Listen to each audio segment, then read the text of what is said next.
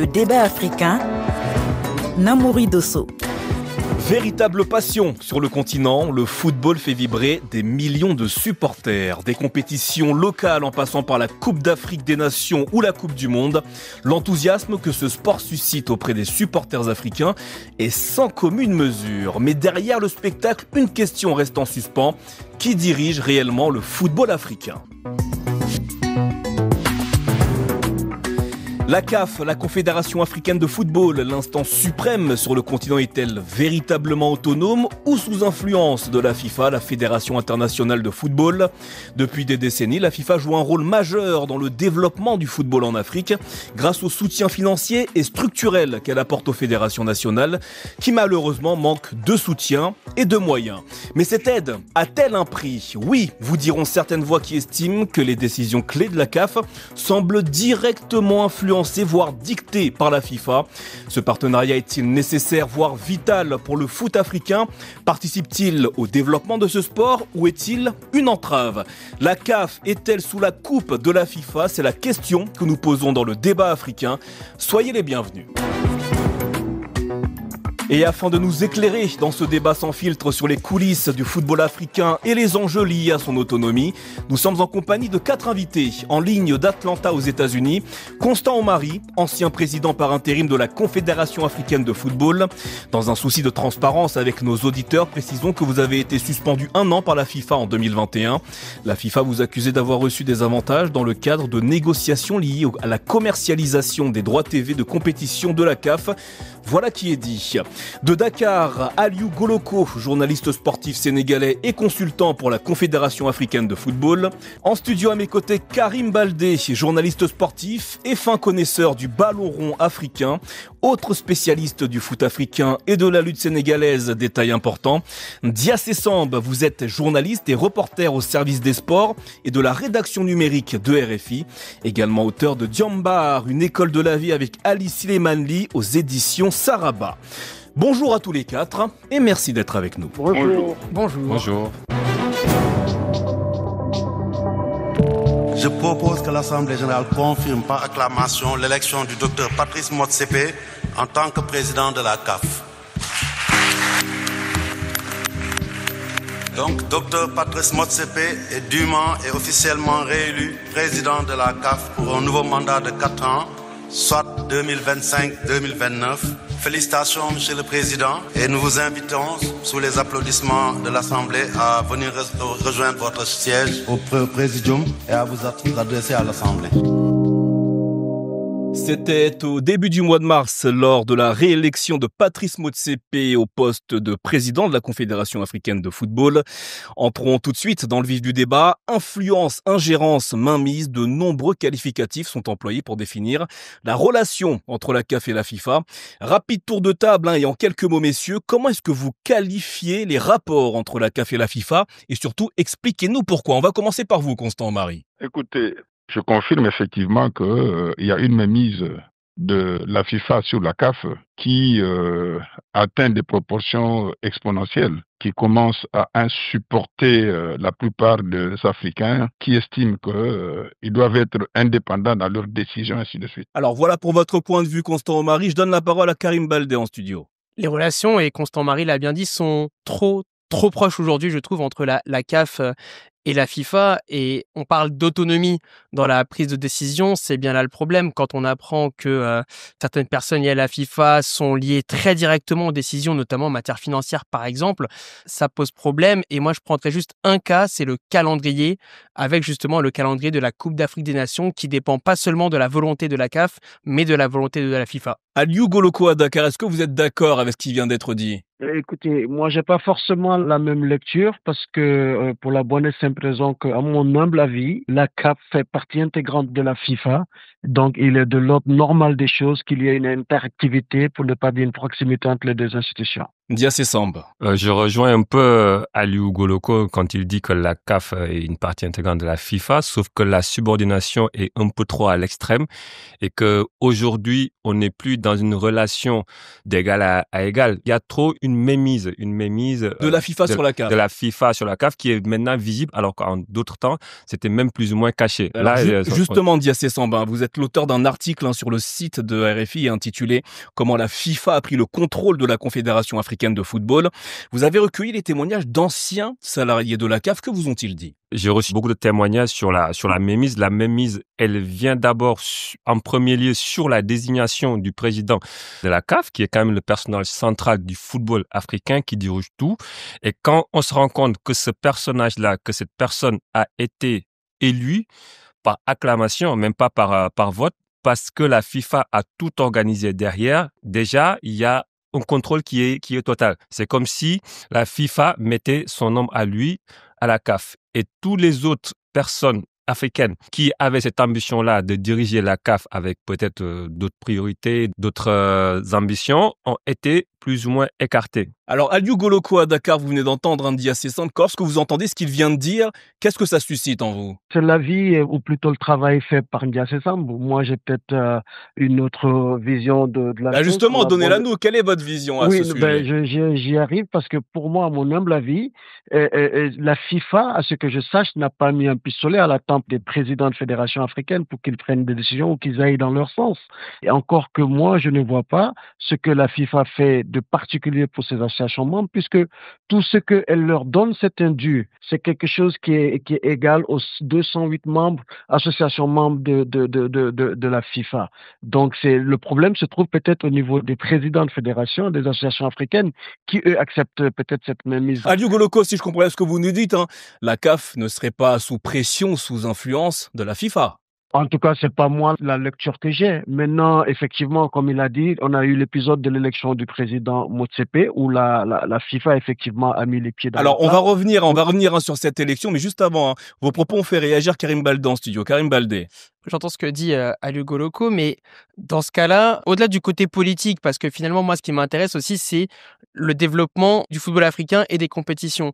Quand on prend la Coupe du Monde des clubs, par exemple, qui aura lieu l'été prochain aux États-Unis, donc compétition voulue et imaginée par Gianni Infantino, le président de la FIFA. Lorsqu'il a fixé la date au mois de juin et juillet 2025, alors que la CAF voulait organiser la Coupe d'Afrique des Nations au Maroc dans cette même période-là, qui a reculé ? Est-ce que c'est la FIFA ou est-ce que c'est la CAF ? La réponse, c'est la CAF. Donc on voit bien qu'il n'y a plus aucune autonomie et la conséquence, c'est qu'il n'y a pas de robustesse, il n'y a pas eu de rébellion à ce moment-là et c'est la CAF qui a dû s'arranger finalement pour mettre cette canne en décembre. Donc la décision est venue d'en haut, de la part de la FIFA. Exactement. Enfin, je ne sais pas si c'est obligé le bon terme, mais en tout cas, la CAF a appliqué ça, a pris les conséquences au lieu de se rebeller, de dire bah non, nous on avait mis la canne au Maroc en juin-juillet, donc pourquoi il y a cette Coupe du Monde des clubs ? Quand il n'y a plus de rébellion, c'est que forcément il y a une telle subordination, c'est ce que disait à l'instant, que malheureusement on n'est plus autonome et ça pose problème. Je ne suis pas d'accord avec ce que Karim dit parce que alors si la CAF décide de surseoir à l'organisation de la CAN à cette date-là, parce qu'au profit de la Coupe du Monde des clubs, c'est peut-être parce qu'il y a également 4 grands clubs africains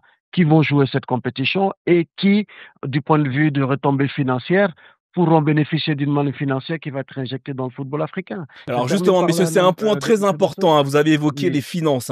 Selon certaines accusations, la Confédération africaine de football serait sous l'influence de la FIFA, un grief qui reposerait notamment sur la dépendance financière à laquelle serait soumise l'instance du foot africain. Constant Oumari, la CAF est-elle réellement dépendante financièrement de la FIFA ? D'abord, je voudrais réagir par rapport à ce que mon ami et bien-aimé Goloko a dit. Pour parler de la mainmise de la FIFA sur la CAF, il ne faut pas se limiter à ce qui se passe aujourd'hui. Il y a tout un schéma. Nous sommes en 2021. En 2021, effectivement, Gianni est en train de mener la campagne pour Motsepe en Afrique. Je suis chez moi à Kinshasa, j'arrive avec Gianni. On est reçu par le chef de l'État. Gianni s'arrange pour que 5 minutes après qu'on demande nous tous de sortir. Non seulement qu'il casse du sucre sur moi, mais il pose le problème de Motsepe parce que, avant cela, à Yaoundé, dans sa suite à l'hôtel Hilton, il m'avait posé la question, je sais que je pensais de Motsepe comme président de la CAF. Je lui ai donné mes arguments qui étaient négatifs, je n'étais pas d'accord. Et donc, aussitôt qu'il a terminé l'audience avec le chef d'État, on m'apprenait que Motsepe venait d'atterrir aussi pour faire ça. Donc, il ne faut pas me dire que c'est une opinion. Non, la vérité est là. Moi, Motsepe, à l'époque, était venu me voir à la CAF quand il était candidat pour me demander de l'accompagner au Rwanda à la demande de Gianni. J'ai refusé et c'était cela. Donc ça, c'est la première des choses. La deuxième des choses, la FIFA ne donne pas de primes spéciales à la CAF. Ce que la CAF reçoit, toutes les confédérations africaines reçoivent la même chose. Mais ils veulent faire croire aux gens que ce sont des libéralités. Je vous dis bien, en 2015, avec Gianni, lors des travaux de la réforme de la FIFA, Gianni nous a dit ceci. La première des choses, c'était qu'il fallait couper les moyens d'action du président de la FIFA qui agissait avec des aides pour influer, influer sur le cours des événements dans les associations nationales. Et c'était principalement ça. Et curieusement, lui-même arrive aujourd'hui, pour le même montant qu'on donne partout, il fait croire aux Africains que ce sont des libérateurs, c'est une volonté de sa part d'aider l'Afrique. Et c'est ça le véritable problème. Constant-Henri, le temps file et on a énormément de questions à ce sujet. Pouvez-vous nous dire, en tant qu'ancien dirigeant de la CAF, si la CAF est réellement dépendante financièrement de la FIFA? La CAF reçoit les mêmes montants dans le cadre des aides. On parle d'une enveloppe de 12 millions d'euros qui est distribuée à toutes les confédérations. C'est bien ça, si je ne me trompe pas. Voilà. Oui, la CAF, au même titre que toutes les autres fédérations. Est-ce que la CAF est réellement dépendante financièrement de la FIFA? En quelques mots, s'il vous plaît. La CAF n'est pas dépendante financièrement de la FIFA parce qu'elle perçoit au même titre que les autres confédérations l'aide de la FIFA. Alors, je vous pose cette question car selon les chiffres présents dans le dernier rapport bilan financier de la CAF, consultable sur le site internet de la CAF, pour l'année 2024-2025, la CAF prévoit un budget avec un revenu de 149 millions de dollars et des dépenses de 138 millions de dollars. Dans le cadre du programme FIFA Forward, la CAF, elle, recevra 12 millions de dollars de la part de la FIFA. Ndiassé Samb, dans ce cas, peut-on réellement parler de dépendance financière de la CAF vis-à-vis de la FIFA? Non, il n'y a pas une dépendance financière parce que la CAF essaye aussi de prendre justement son indépendance financièrement à travers l'organisation des compétitions. On a vu que l'arrivée de Motsepe, et ça c'est un point positif par rapport à sa présidence, a permis quand même une manne qui est arrivée pour vraiment renflouer les caisses de la CAF et du football africain. La CAF n'est pas dépendante financièrement, mais ce qu'on peut pointer, c'est qu'il y a des pays qui sont quand même dépendants de la manne financière de la CAF. Par exemple? C'est surtout les petites fédérations, parce que si vous donnez le même montant à toutes les fédérations, je donne juste un exemple, si le Maroc reçoit 10 millions d'euros et que le Libéria reçoit 10 millions d'euros, c'est pas la même perception. Le Maroc n'a peut-être pas besoin de ces 10 millions d'euros, alors que c'est vital pour un pays comme le Libéria ou d'autres petits pays.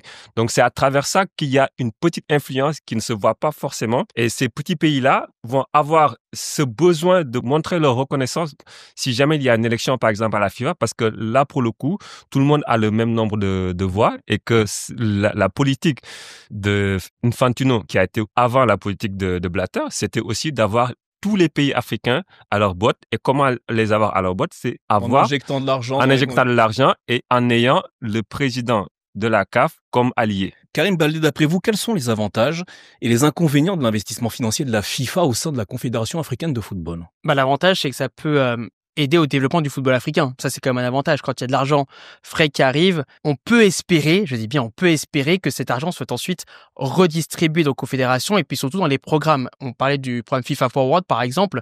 C'est vrai que la FIFA communique beaucoup là-dessus, d'ailleurs, sur le fait que la FIFA veut aider à la création d'infrastructures, que ce soit les terrains d'entraînement, les stades, dont même les pour les pays jeunes, africains manquent cruellement. Voilà, exactement, parce qu'il manque de terrain, tout simplement, de terrain même de sport, de terrain de jeu, par exemple, pour les enfants, les adolescents et même les adultes d'ailleurs dans certains pays d'Afrique. Donc la FIFA mise sur tout ça en termes de coopération, ça c'est l'image qu'elle veut donner, c'est cette idée de coopération vis-à-vis du continent africain. Mais évidemment, derrière tout ça, et Ndiassé l'a abordé, il y a cette volonté de Gianni Infantino d'investir l'Afrique, d'investir dans le sens où il veut absolument avoir une certaine mainmise pour ensuite avoir les voix. C'est un peu un investissement dans lequel on attend un retour sur investissement. Exactement, et le retour sur investissement, ce sont les voix. Et les voix aussi, les 54 voix que Gianni Infantino peut acquérir de l'Afrique, c'est aussi, en plus du financement, via par exemple l'attribution de places supplémentaires pour l'Afrique à la Coupe du Monde. Alors justement, ça on va en reparler tout à l'heure, mais avant... Aliou Goloko à Dakar, sans l'argent de la FIFA, est-ce que vous pensez que la CAF pourrait continuer à développer le football africain? Bien sûr, parce que bien avant que la CAF, et c'est là où je suis totalement d'accord avec le président Constant-Henri, bien avant que la FIFA ne mette l'argent, la CAF, elle existait et elle se portait bien. N'oublions pas que... elle se portait bien, c'est relatif. Il y a eu quand même de gros problèmes financiers ces dernières années au sein de la CAF. Je veux dire, jamais la CAF ne s'est abstenue d'organiser une compétition, un tournoi faute de moyens. Sous le président Ayatou, il y avait de l'argent, mais les époques également ne sont pas les mêmes. Même sous le président Ahmad, il a essayé de faire des choses, il a essayé de mettre des choses en place, mais ça coïncidait avec la période de Covid, était là, il y avait beaucoup de périodes qui ont rendu les situations beaucoup plus difficiles, Et c'est là où la FIFA fait preuve de solidarité en agissant parce qu'elle avait peut-être plus d'argent que la Confédération africaine. Mais elle donne le même montant qu'elle donne à la CAF aux autres confédérations, qui est de 12 millions de dollars. Et 12 millions de dollars, à ce que je sache, c'est Epsilon sur l'argent dont la CAF a besoin aujourd'hui pour se développer. Donc cet argument-là, je ne pense pas qu'il y ait cette dépendance financière de la CAF vis-à-vis de la FIFA. Constant Marie. Je voudrais renchérir dans le même ordre d'idées que Goloko. D'abord, l'argent qu'on donne aux associations nationales, c'est leur droit, ce ne sont pas des libéralités. C'est une redistribution de l'argent provenant des droits marketing et de la commercialisation du football, des compétitions. Donc, on ne peut pas considérer cela comme étant une manne parce que c'est un droit. Maintenant, qu'est-ce que ce droit a comme influence? Ça, c'est autre chose. Deuxième élément, la CAF a fonctionné sans les 12 millions. On ne peut pas dire aujourd'hui, quand la CAF se bat, arriver à 140, 150 millions de dollars et qu'on vient donner les 10%, on pense que ce sont les 10% qui assurent la viabilité de la CAF. C'est archi faux. Mais est-ce que ces 10% pourraient, d'une certaine manière, avoir valeur d'influence sur certaines fédérations? Vous connaisserez bien le proverbe, la main qui donne est toujours au-dessus de celle qui reçoit. Au niveau de l'association nationale, leur faire comprendre que c'est un droit, ce n'est pas une libéralité, c'est un droit. À partir de ce moment-là, ils vont s'assumer en termes d'indépendance décisionnelle ou indépendance d'esprit. Par contre, si on veut le maintenir dans cet état psychologique de second en faisant croire que ce sont des libéralités, et c'est là où je ne suis pas d'accord. Et c'est ça l'erreur de certains des collègues présidents des fédérations, enfin des Est-ce à dire que les présidents de fédérations en Afrique devraient mettre un terme au financement de la FIFA, refuser les 12 millions de dollars que la FIFA propose chaque année? C'est un droit, ce n'est pas le Père Noël qui donne de l'argent, c'est leur droit. En tant qu'association nationale, il y a 211 associations nationales qui sont propriétaires de la FIFA. Ce sont des rétributions qu'on donne aux propriétaires de la FIFA, dont les associations nationales. Aliou Goloko à Dakar. Moi, c'est au niveau de la gouvernance que je voudrais intervenir, surtout dans la gestion de ces fonds dits forward qui sont mis à la disposition des associations membres. Il y a quelques présidents de fédérations à un moment donné, dans la gestion de ces fonds-là, se sont payés certaines libertés. Et c'est ce qui a fait qu'aux yeux de la FIFA, ils étaient plus crédibles ou ils étaient peut-être redevables de n'être pas allés en prison pour avoir détourné l'argent du développement du football. Et c'est peut-être là où ces genres de présidents qui peuvent, moyennant la mauvaise gestion de ces fonds-là, faire forcément les yeux doux à la FIFA ou peut-être penser leur être redevable. Mais si vous recevez ce fonds qui est un droit, vous le gérez comme il doit être géré, avec tous les justificatifs qui vont avec dans leur gestion, vous n'êtes pas obligé de suivre à l'œil et au doigt ce que la FIFA vous demanderait de faire. Je reviens donc à mon propos antérieur pour dire encore une fois que la FIFA n'a pas mis un pistolet sur la tempe des présidents de fédération pour leur dire faites ceci ou faites cela. Il faut d'abord bénéficier de sa liberté, mais pour bénéficier de sa liberté, il faut faire les choses qui vous permettront de pouvoir bénéficier de votre liberté et de dire vos désaccords si vous êtes en désaccord ou également d'acquiescer si vous êtes en accord. Réaction de Karim Baldé en studio. Oui, je pourrais poursuivre sur ce que disait Aliou à l'instant. Je suis d'accord avec lui sur la question finalement non pas tant de est-ce que les fédérations doivent accepter cet argent, mais plutôt que font les fédérations de cet argent-là, justement.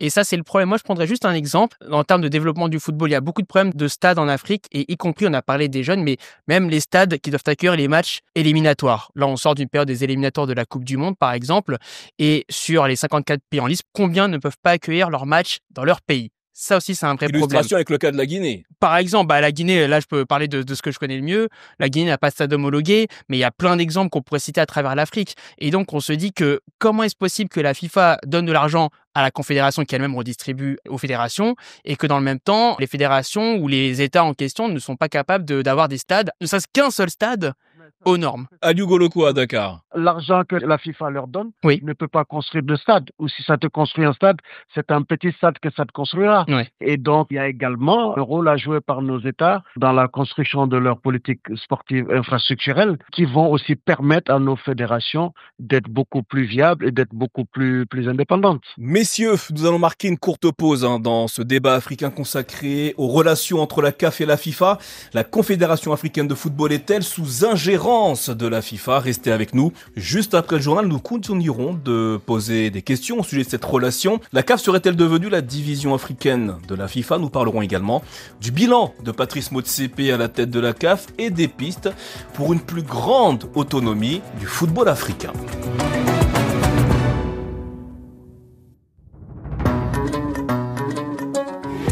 Le débat africain, Namouri Dosso.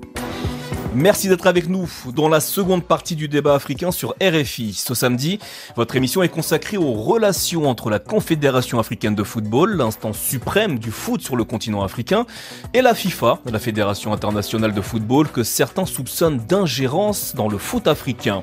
Pour analyser tout cela, nous sommes avec 4 invités.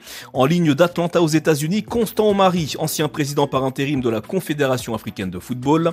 De Dakar, Aliou Goloko, journaliste sportif sénégalais, également consultant pour la CAF. En studio à mes côtés, Karim Baldé, journaliste sportif et fin connaisseur du ballon rond sur le continent. À ses côtés, Ndiassé Samb, journaliste et reporter au service des sports et de la rédaction numérique de RFI.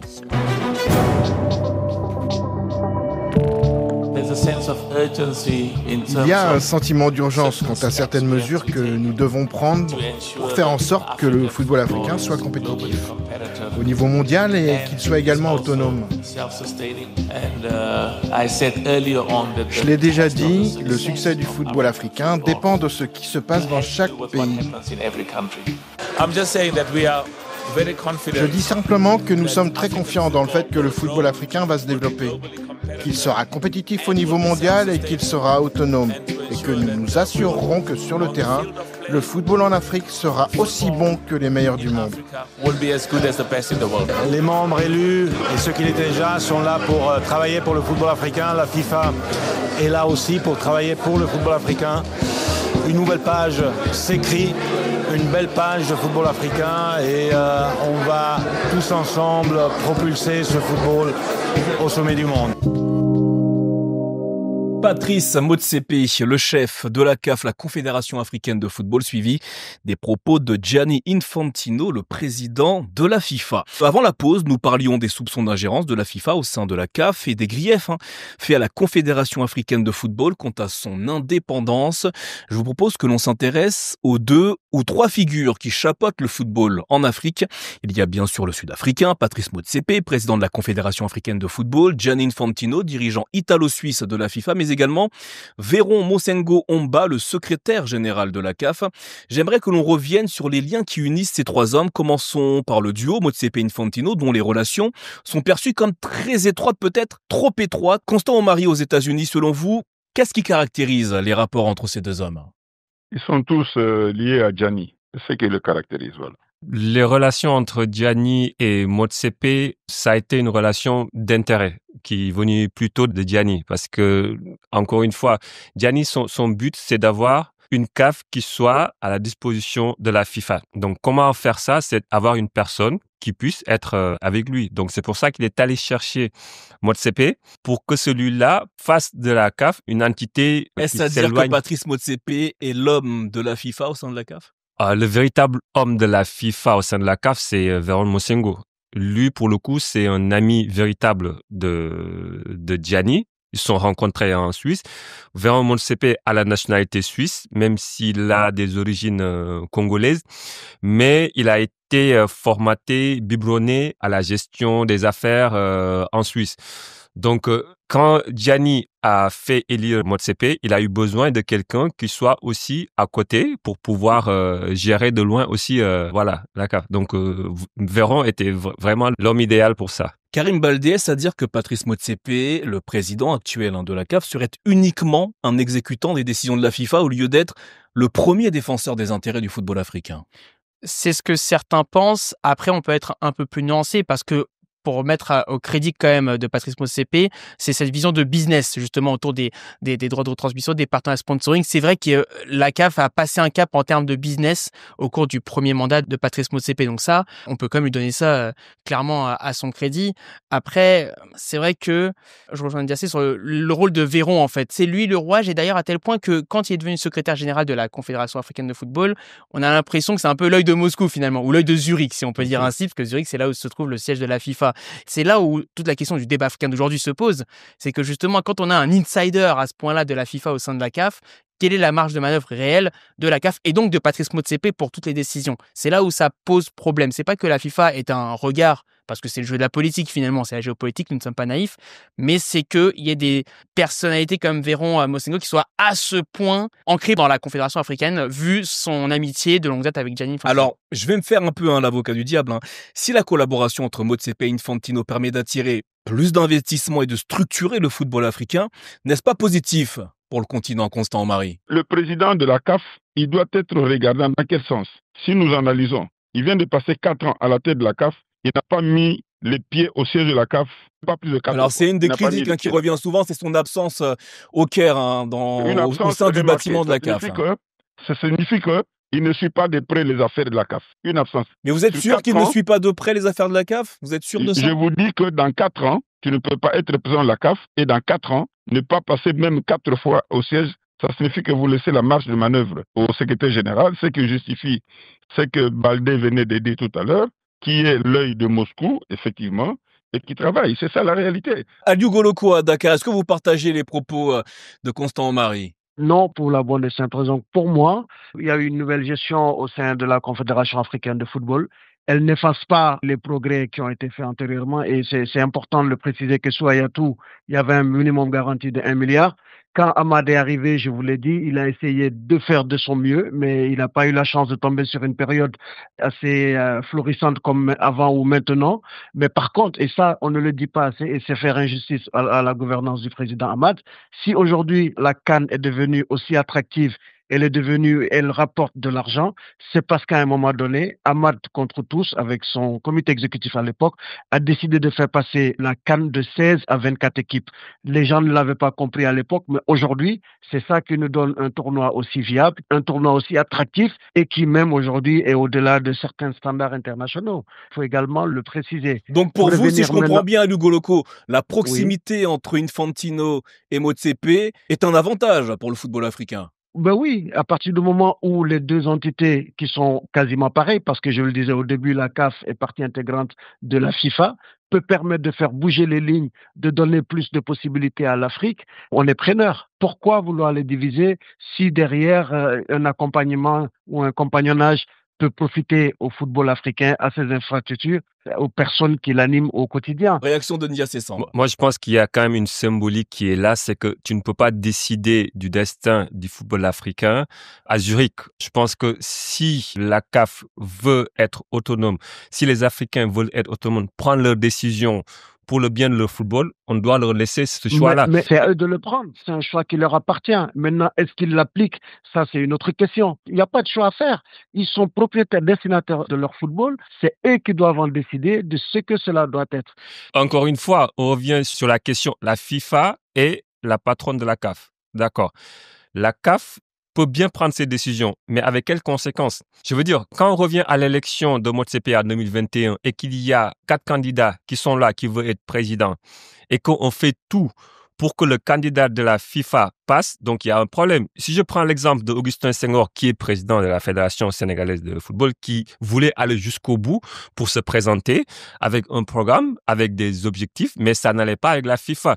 La FIFA, en particulier avec Gianni Infantino, est allée jusqu'à solliciter la présidence du Sénégal, Macky Sall, pour influer sur la décision d'Augustin pour qu'il recule. Donc là, quand on me dit qu'il n'y a pas une ingérence, qu'il n'y a pas une influence qui est grande et que quelque part les Africains peuvent dire non, c'est plus compliqué que ça. Alors Nia Cessan, vous mettez le point sur une critique qui revient souvent en ce qui concerne les relations entre la CAF et la FIFA, c'est les interventions dans la gouvernance et les nominations de la part de la FIFA. Des décisions controversées prises par la FIFA en ce qui concerne la CAF et qui pourraient laisser entendre que le football africain est sous influence ou ingérence. Peut-on vraiment dire, Karim Baldé, que c'est la FIFA qui décide du prochain président de la CAF? Finalement, c'est la méthode FIFA de Gianni Infantino qui s'est appliquée à la CAF. Le fait qu'on essaie d'écarter les Ça candidats, voudrait dire que tous les autres présidents de confédération, leur voix ne compte pas. Oui, du coup, vous avez répondu. S'il y a un seul candidat, il n'y a plus d'élection. C'est ça le problème. Donc au moins, voilà, la réponse est claire. Voilà. Très bien. Comment est-ce possible? Est-ce que ça se déroule comme ça dans les autres fédérations, Constant Marie, vous qui avez été à la direction de la CAF? Je vais poser 2 questions et j'aimerais que mon ami bien-aimé Goloko puisse répondre. A-t-il assisté aux assemblées générales de l'UEFA, de la CONCACAF, du CONMEBOL, de l'AFC ou de l'Océanie? Si oui, a-t-il constaté un activisme assez poussé et militant de la délégation de la FIFA 2 jours, 72 heures, 48 heures et 24 heures avant les élections. Du tout, ça ne se fait jamais. Donc, il y a un activisme débordant de la délégation de la FIFA qui arrive 3 jours avant la date des élections, qui commence les négociations pour convaincre les uns des autres de ne pas le faire. C'est ce qui justifie la confirmation qu'il y a une mainmise de la FIFA sur la CAF, qu'on ne se leurre pas. Moi, j'ai participé aux élections à l'UEFA. Aucun jour, je n'ai vu la délégation de la FIFA ou Gianni venir influer. Et donc, la FIFA veut maintenir la CAF sous sa coupe, tout simplement parce que c'est que vous n'avez pas dit tous. Le problème part du conflit de Gianni avec l'UEFA. L'UEFA a 55 voix, la CAF en a 54. À partir de ce moment-là, Gianni n'étant pas sûr du soutien massif de l'UEFA, a préféré faire de la CAF sa chasse gardée. Et c'est ça la réalité. Aliou Goloko à Dakar. Encore une fois, je reviens à dire, est-ce que la FIFA, nous, on est obligé d'accepter cet activisme débordant de la FIFA lors de nos activités? Effectivement, le problème se pose, et c'est tout à fait vrai. Pendant les grandes rencontres de la CAF, on voit les gens, le personnel de la FIFA, notamment la direction Afrique de la FIFA, omniprésente dans des couloirs, dans des discussions et tout. Mais justement, est-ce que c'est pas ça le problème, Aliou Goloko? Mais le problème, c'est parce que nos dirigeants l'acceptent. Qu'est-ce qui les empêche de dire non? On est dans une situation où on doit décider par nous-mêmes, on se parlera, mais plus tard. Laissez-nous, entre frères africains, de prendre la décision qui est la meilleure pour nous. Au final, c'est un peu la gouvernance mondiale vis-à-vis de l'Afrique qui est comme ça. Donc, si je comprends bien ce que vous nous dites, Aliou Goloko, c'est aux dirigeants du football africain de reprendre la main. Mais ils sont les seuls responsables. Karim Baldé. Moi, je suis d'accord avec ce que dit Aliou, mais du coup, si on veut aller un peu plus loin, qui pourrait être l'homme ou la femme qui décide de lancer une révolution contre Gianni Infantino? C'est ça la vraie question. Parce que moi, je suis d'accord avec ce que dit Aliou Goloko, et c'est vrai que c'est pas très normal, etc. Et il n'y a pas de candidat à cette révolution selon vous actuellement? Bah, c'est compliqué parce que pour être candidat à la révolution, encore faut-il être à peu sûr qu'il y ait un minimum de troupes ou un minimum de présidents de fédération derrière soi déjà, et qu'il puisse avoir les moyens de contrecarrer les plans de Gianni plus Patrick Motsepe si on généralise un petit peu. Donc, moi, j'entends ce qu'Aliou Goloko dit. Après, la question, c'est est-ce qu'il y a quelqu'un qui serait capable de le faire actuellement? Non, parce que toutes les personnes, on en parle des élections, que ce soit Fouzi Lekjal, le président de la fédération marocaine, Augustin Senghor, le président de la fédération sénégalaise, et les autres, ils ont tous intérêt d'une manière ou d'une autre à rester dans le rang. On leur a fait comprendre en tout cas qu'il valait mieux rester dans le rang plutôt que commencer à faire dissidence. Namouri Dosso. Patrice Motsepe a été réélu par acclamation à la tête de la CAF lors de la 14e Assemblée Générale Extraordinaire. Il n'y avait pas vraiment de suspense dans la mesure où Patrice Motsepe était le seul candidat à sa succession.